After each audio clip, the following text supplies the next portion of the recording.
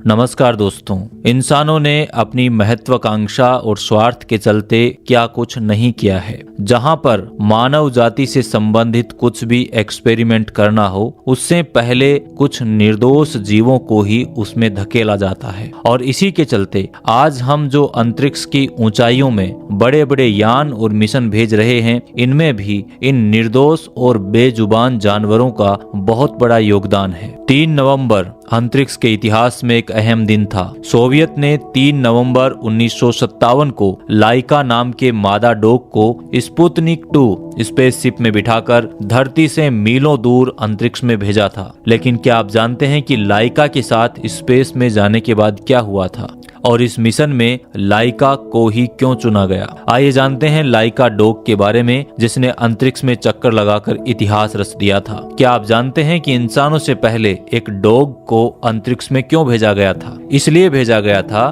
ताकि अंतरिक्ष में यदि कोई गलती हो जाए और अगर उस डॉग की उसमें मौत हो जाए तो डॉग के पीछे रोने वाला कोई नहीं है। जिन इंसानों में इंसानियत जिंदा है, उनको यहाँ पर इंसानों का स्वार्थ साफ साफ नजर आ जाएगा, और जिनको स्वार्थ ने अंधा किया हुआ है, उनको बस यही लगेगा कि डॉग ही तो था, क्या फर्क पड़ता है। खैर, आगे बढ़ते हैं, जानते हैं लाइका के बारे में। स्पेस में जाने के बाद क्या हुआ था लाइका नाम के मादा डॉग के साथ। दोस्तों, लाइका को एक तरह से प्रशिक्षण के लिए भेजा गया था। इस मिशन का एक मकसद यह जानना था कि अंतरिक्ष में किसी इंसान को भेजना कितना सुरक्षित है और वहाँ की स्थिति कैसी है। मानव रहित और बिना कुत्ते वाले स्पुतनिक 1 के आधार पर ब्लूप्रिंट के बिना काम करते हुए टीम ने एक स्पेसशिप को बनाने के लिए बहुत तेजी दिखाई, जिसमें लाइका को भेजा जा सके। इस मिशन के लिए सोवियत केनाइन रिक्रूटर्स के लिए आवारा फीमेल डॉग की तलाश की, जो छोटी और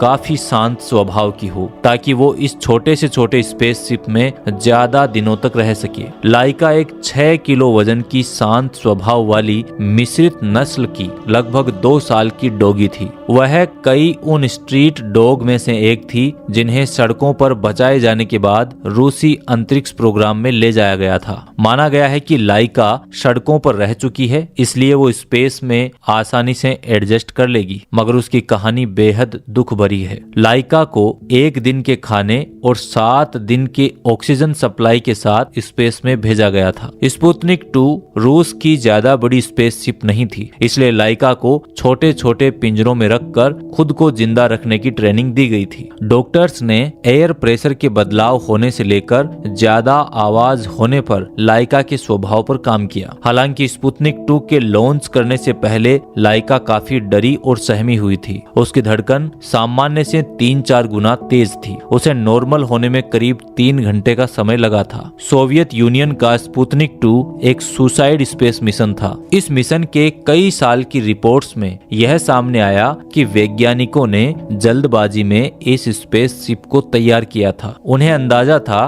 कि लाइका इस शिप में कभी भी जिंदा धरती पर नहीं लौटेगी। तात्कालीन सोवियत लीडर की डिमांड पर जल्दबाजी में तैयार किए गए इस शिप में कई सारी खामियां थी, जिन्हें नजरअंदाज करते हुए लॉन्च किया गया था। लॉन्च से पहले डॉक्टर्स लाइका को उसके घर ले गए। उसे अपने छोटे छोटे बच्चों के साथ समय बिताने का समय दिया गया और स्पेसशिप लॉन्च से पहले वैज्ञानिकों ने लाइका की नाक को चूमकर उन्हें स्पेस में रवाना किया था। लाइका ने भयंकर गर्मी, तंग जगह, भूख और ऑक्सीजन से जूझते हुए अपने घर से लगभग 3200 किलोमीटर दूर जाकर अपने देश के लिए जान दे दी थी।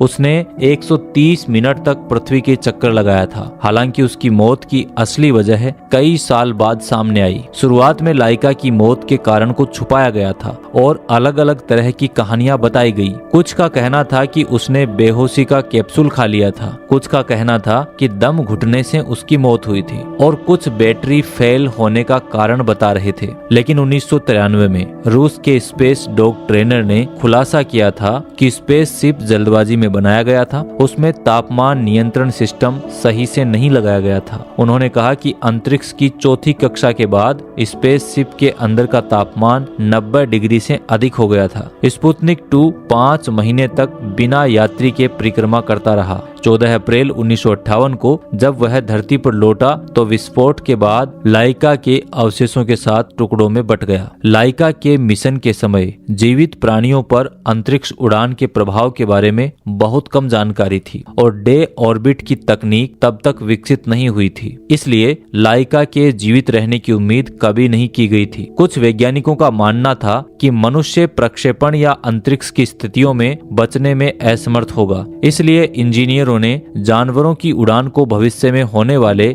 मानव मिशन के लिए आवश्यक अग्रदूत के रूप में देखा। यह प्रयोग यह साबित करने के लिए किया गया था कि एक जीवित यात्री को कक्षा में लॉन्च किया जा सकता है और वह माइक्रोग्रेविटी पर्यावरण को सहन कर सकता है। भविष्य की मानव अंतरिक्ष यात्रा के लिए मार्ग प्रशस्त होता है और वैज्ञानिकों को इस बात पर पहली बार कोई सूचना प्रदान करता है कि जीवित प्राणी सैटेलाइट वातावरण में कैसे प्रतिक्रिया करते हैं। यह एक ऐसा सुसाइड मिशन था जो मानवता के लिए बड़ा बलिदान साबित हुआ। इसे सुसाइड मिशन इसलिए कह सकते हैं क्योंकि मिशन में शामिल वैज्ञानिकों को अंदाजा पहले से ही था कि लाइका का धरती पर जिंदा वापस लौटना संभव ही नहीं है। उन्होंने जो अंतरिक्ष यान बनाया था उसमें तकनीकी खामी थी और तकनीकी रूप से वह रॉकेट इतना सक्षम नहीं था कि धरती पर वापस लौट सके। दरअसल सोवियत लीडर निकिता क्रुश्चोव की डिमांड पर जल्दबाजी में रॉकेट को तैयार किया गया था। जल्दबाजी की वजह से उसको तकनीकी रूप से ज्यादा सक्षम नहीं बनाया जा सका था।